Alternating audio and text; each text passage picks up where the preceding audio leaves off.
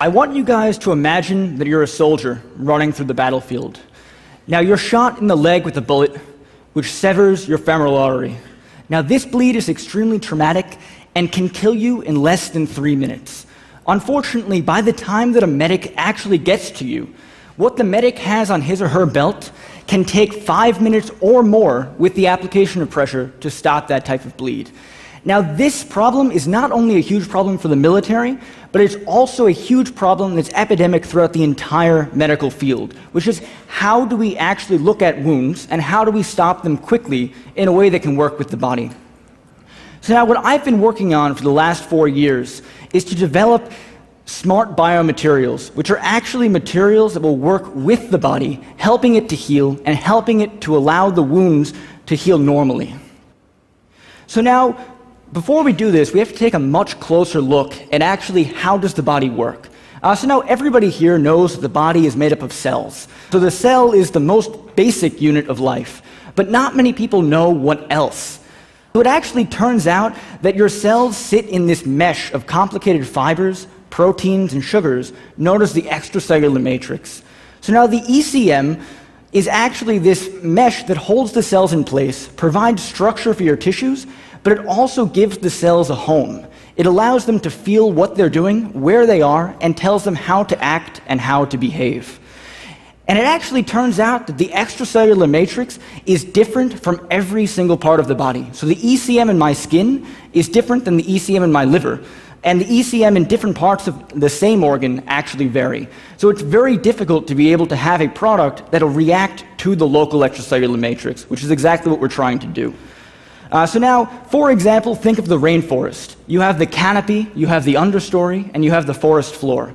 Now, all of these parts of the forest are made up of different plants, and different animals call them home. So just like that, the extracellular matrix is incredibly diverse in 3 dimensions.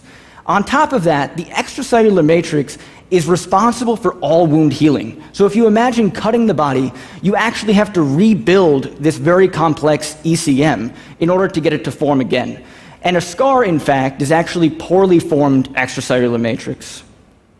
So now behind me is an animation of the extracellular matrix. So if you see, your cells sit in this complicated mesh, and as you move throughout the tissue, the extracellular matrix changes.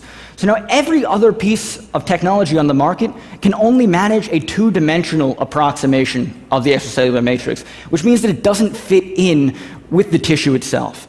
So when I was a freshman at NYU, what I discovered was you can actually take small pieces of plant-derived polymers and reassemble them onto the wound. So if you have a bleeding wound like the one behind me, you can actually put our material onto this, and just like Lego blocks, it'll reassemble into the local tissue. So that means if you put it onto liver, it turns into something that looks like liver, and if you put it onto skin, it turns into something that looks just like skin. So when you put the gel on, it actually reassembles into this local tissue. So now, this has a whole bunch of applications, but basically the idea is wherever you put this product, you're able to reassemble into it immediately. Now, this is a simulated arterial bleed, blood warning, at twice human artery pressure. So now this type of bleed is incredibly traumatic, and like I said before, would actually take 5 minutes or more with pressure to be able to stop. Now, in the time that it takes me to introduce the bleed itself, our material is able to stop that bleed. And it's because it actually goes on and works with the body to heal. So it reassembles into this piece of meat, and then the blood actually recognizes that that's happening and produces fibrin, producing a very fast clot in less than 10 seconds. So now this technology, thank you.